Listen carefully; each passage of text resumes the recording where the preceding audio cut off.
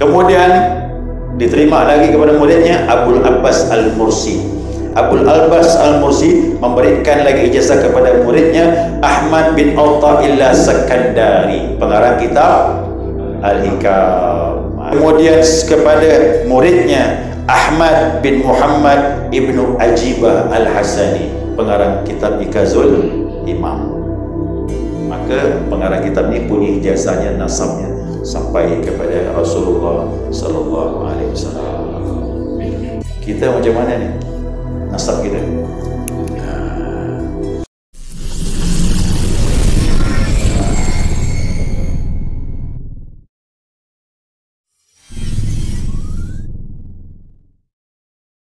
Jangan lupa subscribe, like, and share.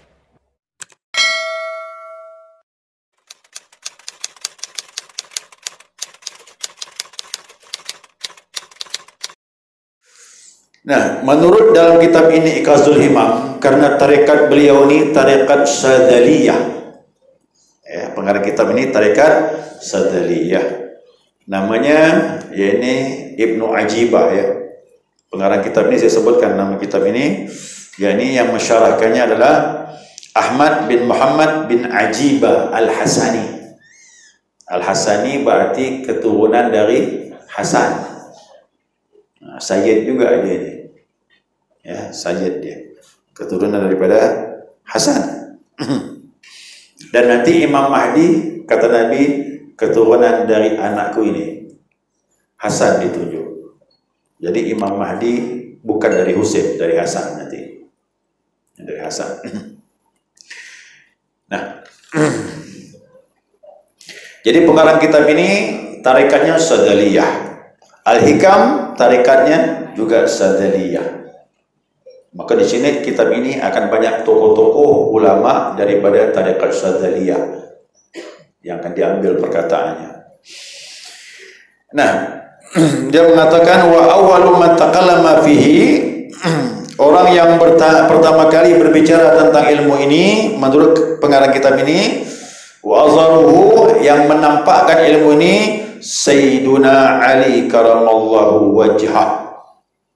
Sayyidina Ali, karena dia banyak dapat ilmu dari Nabi secara langsung. Ini mertua mengajar menantu. Ingat ya, saya katakan Ali itu sepupu Nabi, dikawinkan dengan anak Rasulullah, yaitu Fatimah. Nah, bagaimana perkawinan berdua nih? Ilham. Nabi dapat ilham daripada Allah, kawinkan Fatimah dengan Ali. Padahal Ali itu miskin, harta tak punya.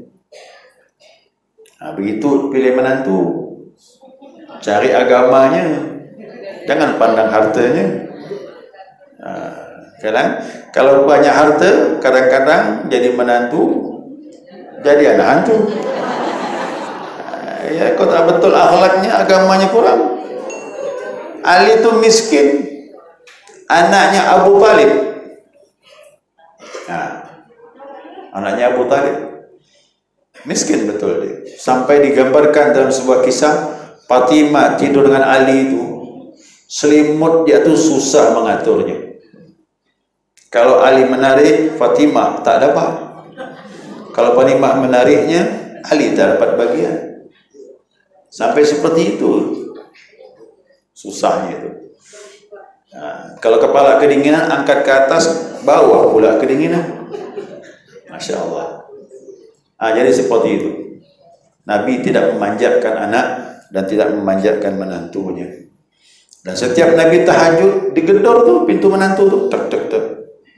Ya Ali, ya binti Fatimah, qum, bangun. Apa tak jadi? Hari-hari dipantau Nabi, tahajud pun harus bangun.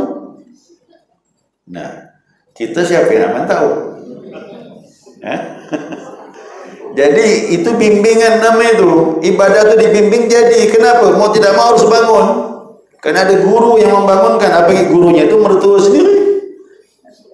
Nah, sampai Nabi itu mau salat tahajud di rumah Ali itulah. Maka berebut orang salat di tempat tahajudnya Nabi itu. Nabi di belakang, Kan ada pelataran tu. Makam Nabi ni kan, kita menghadap kiblat, bukan dari depan, bukan, arah belakang.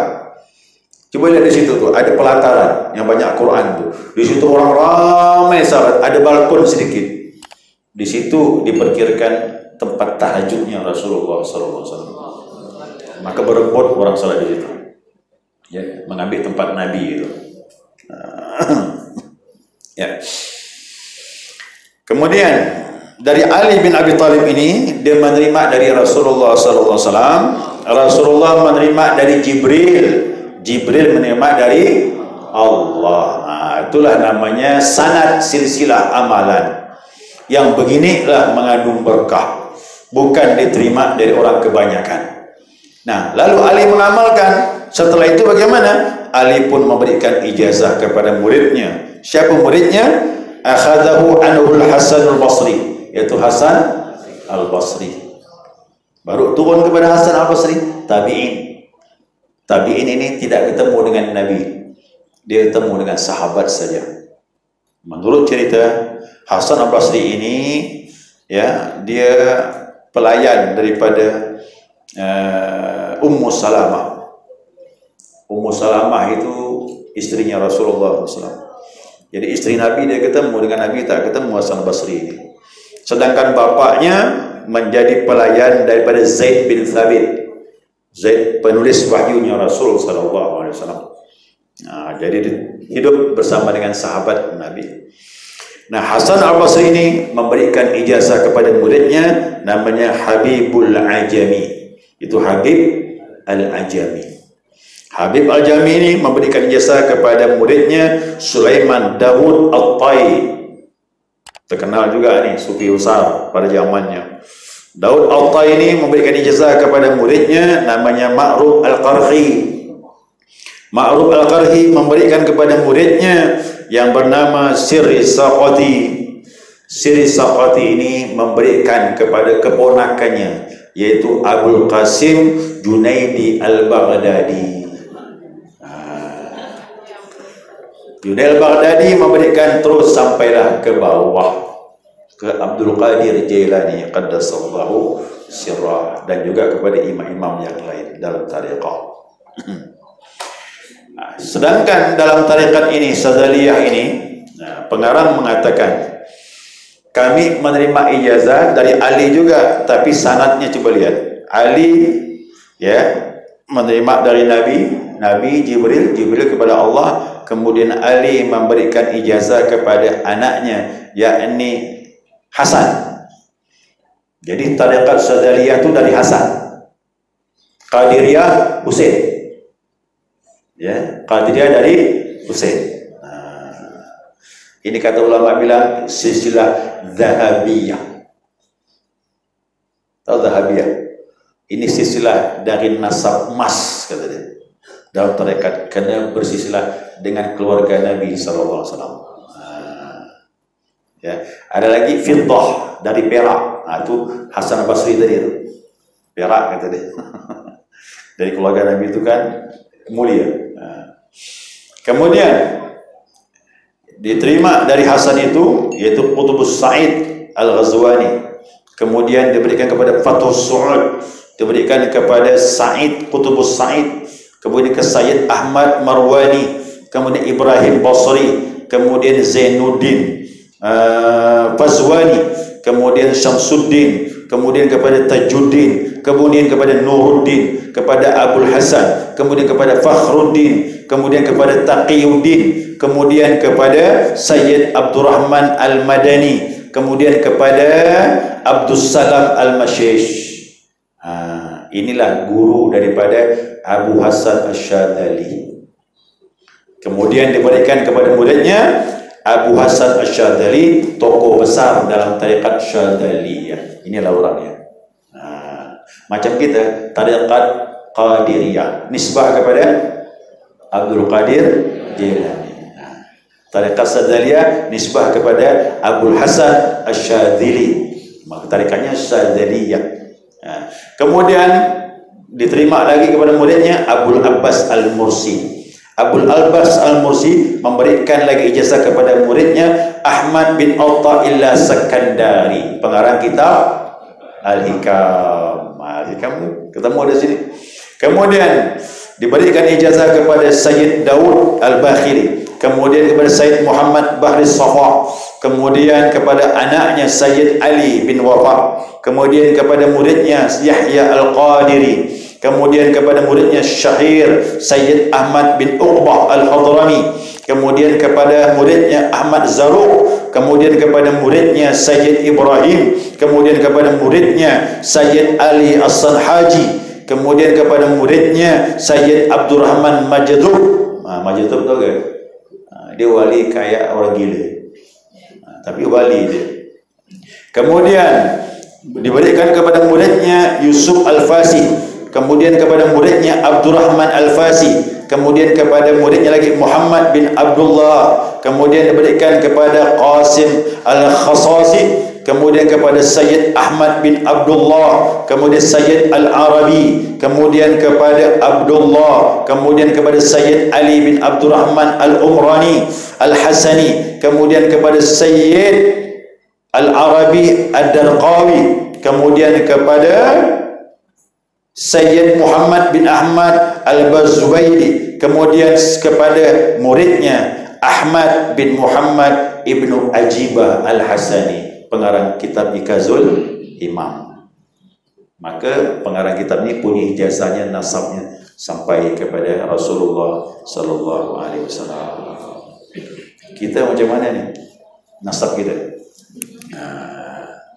Makanya jamaah yang mengambil tariqat TKN, tariqah Qadiriyah wa Naqsyabandiyah pun jangan khawatir. Terkala ditalkin dengan wakil talkin kemarin itu sama. Kita bernasab kepada mursyid kita, yaitu Syekh Ahmad Sayyidul Wafa Tajul Arifin, atau dikenal dengan Abah Anum. Abah Anum tu banyak wakil talkinnya. Kita ngambil dengan wakil talkin. Ya, siapa kemarin jemaah yang mengambil dengan Kiai Wafiuddin sama kepada Abah Anum. Yang ngambil yang barusan kemarin kepada Ustaz Khalil, ya, dari Banten tu sama juga nisbahnya kepada Abah Anum. Siapa yang mengambil kepada Ustaz Abdul Ghani Mahmud Al-Yamani di Pontianak dulu pun juga kepada Abah Anum. Apalagi kepada Ustaz Nur kemarin yang diijazahkan sama juga kepada Abah Anum. Kemudian Ustaz Ali Surabaya kemarin diijazahkan sama juga kepada Abah Anum. Kemudian dari Malaysia kemarin Ustaz Zuki dari Kedah pun juga muridnya Abah Anum. Apalagi Ustaz Soeharto di Sanggau juga kepada Abah Anum. Jadi banyak wakil talqin itu. Semuanya menalkinkan, bertemu nasabnya kepada Ahmad Sahibul Wafa Tajul Arifin. Alhamdulillah kita punya guru rohani. Guru rohani kita itu waliullah dan kewaliannya pun sempurna. Nah, disebut kamil mukammil. Alhamdulillah ijazah kita itu nyambung kepada beliau. Ya, amalkan, jangan tak diamalkan sayang. Kemudian Abah Anum bagaimana? Beliau telah diberi ijazah kepada orang tuanya Syekh Abdullah Mubarak bin Nur Muhammad. Ya, Syekh Abdul Mubarak bin Muhammad diterima ijazahnya dari Syekh Talha Cirebon. Syekh Talha Cirebon diterima ijazahnya dari Syekh Ahmad Khatib Sambas bin Abdul Ghaffar. Ahmad Khatib Sambas, orang Sambas yang anaknya di Mekah, meninggal pun di Mekah. Kemudian Ahmad Khatib Sambas terima dari Syekh Syamsuddin, kemudian menerima dari gurunya Muhammad Murad, kemudian menerima dari gurunya Abdul Fattah, kemudian menerima kepada gurunya Syekh Usman, kemudian menerima kepada gurunya Abdul Rahim, kemudian menerima kepada gurunya Syekh Abu Bakar, kemudian terima kepada gurunya Syekh Yahya, kemudian terima kepada gurunya Syekh Hishamuddin, gurunya lagi Syekh Waliuddin, gurunya lagi Nuruddin, gurunya lagi Syekh Syarafuddin, gurunya lagi Syekh Syamsuddin. Ini Syekh Syamsuddin yang kedua. Kemudian Syekh Syamsuddin menerima dari Muhammad Hattab. Muhammad Hattab menerima daripada Abdul Aziz. Abdul Aziz ni anaknya Abdul Qadir Jailani. Mau tahu kan? Biar kita kenal nasab kita.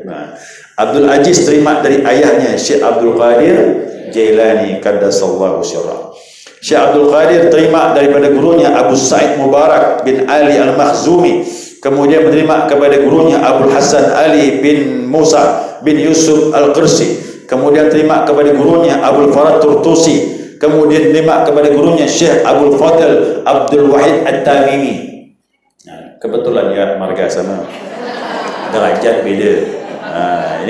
Ini wali Allah, ini wali murid. Ya marga ya sama. Kemudian beliau terima dari gurunya Abu Bakar Shibli atau Abu Bakar Shibli. Kemudian Abu Bakar Shibli terima dari gurunya Abdul Qasim Junaidi Al-Baghdadi. Ketemu lagi situ. Kan ketemu tu nasabnya. Abdul Qasim Al-Baghdadi mengambil dengan pamannya Siri Saqati. Siri Saqati menerima dari gurunya Ma'ruf Al-Qarhi. Ma'ruf Al-Qarhi terima dari gurunya Abdul Hasan Ali bin Musa Ar-Ridha. Berarti Ali Ridha ni. Ali Ridha dah masuk cicit Nabi dah ni.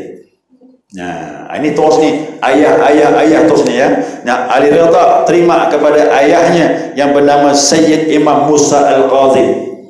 Musa Al-Qazim terima dari ayahnya Sayyid Ja'far Sadiq. Ja'far Sadiq terima daripada ayahnya Muhammad Baqir.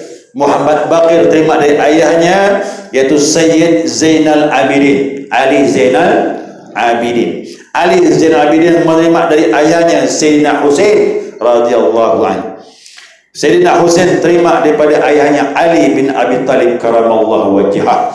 Ali bin Abi Talib karamallahu wajhah menerima daripada mertuanya yaitu Sayyiduna Manba'ul Ilmi wal Asrar Muhammad sallallahu alaihi wasallam. Nabi Muhammad terima dari Sayyidina Jibril alaihissalam, kemudian Jibril terima dari Rabbul Arbab Mu'ti Khuraqab Allah subhanahu wa ta'ala. Terus nih, ini nasab kita ni saya bacakan malam ini biar tahu kita secara tubuh punya ayah dan ibu, tapi nasab roh kita tak ada. Tapi begitu bertarikat, ternyata kita punya guru roh. Guru roh kita yaitu Ahmad Sayyidul Wafah Tajul Arifin. InsyaAllah roh-roh ini akan dipertemukan nanti di yaumul qiyamah. Makanya kita bertemu dengan guru-guru kita nanti insyaAllah. Oh, ngapa tak nafsu Nabi? Mengukur diri lah. Kita siapa? Nabi siapa? Nabi nanti di sana orang besar. Miliaran manusia memanggil beliau, mungkin triliun. Kita nak mendatangi Nabi, mengukur diri lah. Tapi kita siap ikut guru saja. Sedangkan guru dekat dengan Nabi sallallahu alaihi wasallam. Itu langkah yang paling mudah. Langkah paling mudah seperti itu. Guru kita dekat dengan Nabi, kalau wali Allah dekat dengan Nabi, kita ikut beliau. Akan digiring bersama-sama. Maka amalkan zikir. Karena kita zikir itu adalah menyambung hubungan kita. Tiap hari Al-Fatihah, Al-Fatihah.